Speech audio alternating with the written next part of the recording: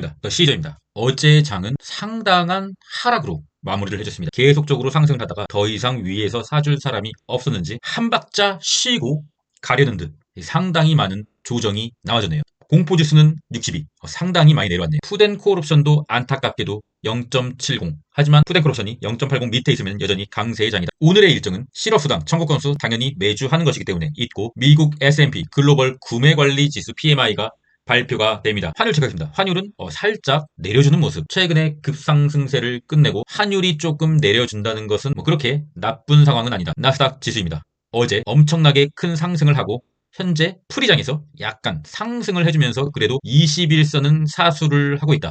통상적으로 봤을 때 21선을 사수를 한다는 것은 비관적으로만 볼 수는 없는 것이죠. 하지만 만약에 21선을 이탈한다. 그렇다고 하면 올라오고 있는 검정색 지지선 남았죠. 검정색 지지선을 이탈한다. 그러면은 조금 비관적으로 봐야 된다. 하지만 아직은 바리게이트가 있다. 하지만 파란색 선은 이제 저항으로 작용할 것이다. 이런 말을 제가 왜 하는 줄 알아요?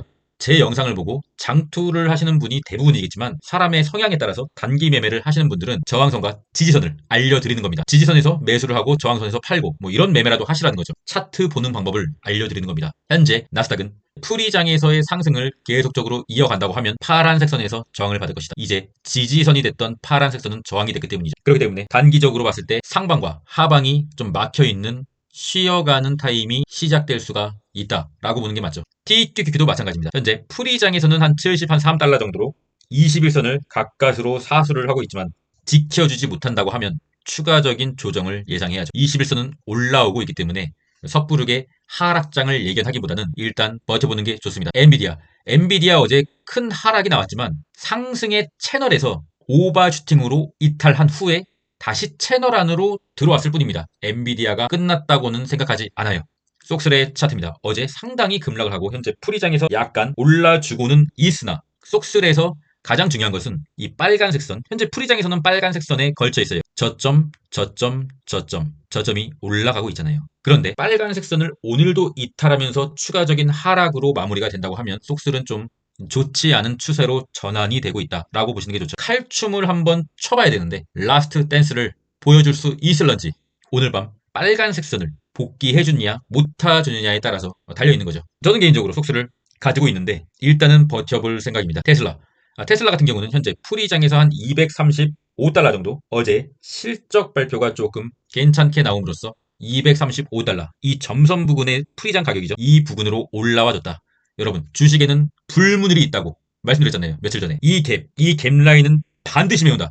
반드시 메우잖아요, 여러분. 그렇습니다. 주식 시장에서 갭은 언젠가는 반드시 메우고 갑니다. 그게 오늘의 실적 발표였던 거죠. 그렇다고 하면 장중에 상당히 요동을 칠 것이나 일단은 실적이 좋다. 그리고 일목균형표 위로 올라섰다. 그렇다고 하면 조금 더 테슬라를 홀딩 해볼 수가 있다. 하지만 테슬라라는 종목은 워낙에 변동성이 크고 지 멋대로 탱탱볼처럼 흘러가는 주식이라 테슬라를 장투할 생각이 전혀 없다라고 한다고 하면 단기적인 차익 실현하는 것도 나쁘지 않다고 생각해요. 더 시저는 며칠 전에 테슬라를 추매했다고 말씀드렸죠. 저는 원래 가지고 있었으니까 거기서 불타기를 했다고 말씀드렸죠. 모르지 않습니까, 여러분? 심약하시거나 나는 조금의 하락을 하더라도 심장이 막 벌렁벌렁거린다. 미칠 것 같다. 그러면은 이렇게 많이 올랐으니까 한 10% 올랐으니까 현재 프리장 상황으로서 차익 실현하세요. 근데 자신이 이 탱탱볼 같은 테슬라를 중장기 투자로 바라보고 있다. 나는 멘탈이 강하다. 그럼 홀딩이죠. 선택은 여러분이 하시는 거고 더 시저는 가이드를 할 뿐입니다. 쇼세 보조지표. 현재 속스 S 같은 경우는 볼린저 밴드를 뚫어버리고 약간의 조정, 그리고 21선을 좀 평평하게 만들고 있다. SQQQ도 21선을 평평하게 만들고 있다. 변곡점의 날이 될 수가 있다. 오늘 밤 이대로만, 현재 프리장에서 나스닥이 오르고 있는데 이대로만 마감해주더라도 괜찮은데 프리장의 상승을 모두 반납하고 숏이 오른다. 그러면 단기적으로 좀 조정장에 들어갈 수 있는 날이 된다. 쉽지 않은 상황이죠. 하지만 하락할 때마다 도망치는 매매를 한다고 하면 장기 투자를 못해요. 그러면 단타를 하셔야죠. 단타를 하려면 단타를 잘해야 되고요. 단타를 보통 잘해서는 안 돼요. 겁나게 잘해야 되고요. 키움전사의 일간 순매수는 안타깝게도 이 속슬이 1위, 그리고 속스 S는 3위. 엎치락 뒤치락 할 것 같습니다. 코인일이 5위라는 것은 좀 좋지가 않고요. 코인의 공부지수. 어제 비트코인이 상당히 급락을 하면서 69로 상당히 내려와준 모습. 코인베이스의 일봉이죠. 검정색 선을 이탈하면 안 되는데 이 검정색 선을 이탈했다는 것은 올라오고 있는 이평선과 터치를 할 수도 있는 날이 곧 올 수도 있다. 이평선은 무조건 캔들이 터치를 합니다. 이 이평선 위에 캔들이 위치할 때는 상당히 주가가 센 거고요. 주가가 여기도 센 거고요. 세지만 결국 시간이 지나면 중앙 21선, 21선의 이동 평균선이니까요. 무조건 닿게 돼요. 그날이 이제 오게 되는 거죠. 하지만 21선은 올라오고 있다. 캔들이 21선과 터치를 하게 된 후에 다시 한번 추세를 결정하게 될 거라고 보고 있습니다. 추세적으로 봤을 때 21선은 올라오고 있다. 캔들이 맞아도 올라간다. 중장기 투자라는 것은 매우 힘든 일입니다, 여러분. 쉽다면은 누구나 쉽게 돈을 벌겠죠. 이 코인베이스의 추가적인 매수 타이밍은 캔들이 올라오고 있는 21선을 터치할 때, 그때 매수를 또 하는 겁니다. 코인베이스의 우상향을 믿는다면요. 어설픈 자리에서 추매를 하면 돼요. 콘일도 마찬가지죠. 콘일은 괴리율이 발생했기 때문에 상당히 21선과 가까이 위치를 하고 있다. 코인베이스의 실적은 다음 주다. 그렇다고 하면 근신내 콘일이 21선과 터치를 하게 되면 그때는 추매를 받아보겠습니다. 마라의 차트. 마라는 상승 채널을 뭐 대충 그었는데 일단은 상승 추세 채널에서 버팅기고 있는 모습. 오늘 비트코인이 추가적인 급락만 하지 않는다고 하면 이 채널 안에서만 좀 놀아주면은 다시 한번 기대해 볼 수가 있다. 하지만 현재 상황은 뭐 그리 녹록치 않다. MSTR.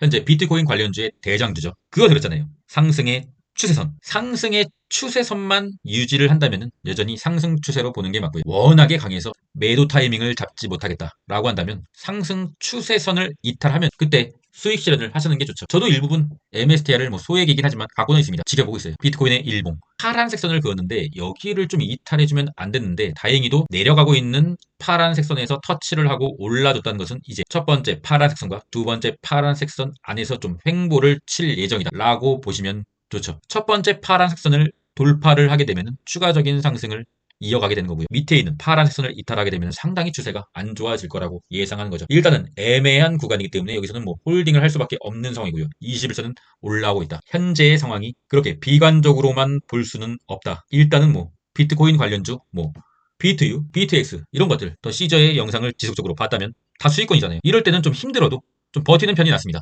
그러나 이더리움은 이제 며칠 3일간의 큰 하락으로 다시 21선 밑에 와 있다. 일목균형표의 지지자리. 빨간색 선의 최종 지지선과 가까운 자리 온 거예요. 뭐가 왔냐고요?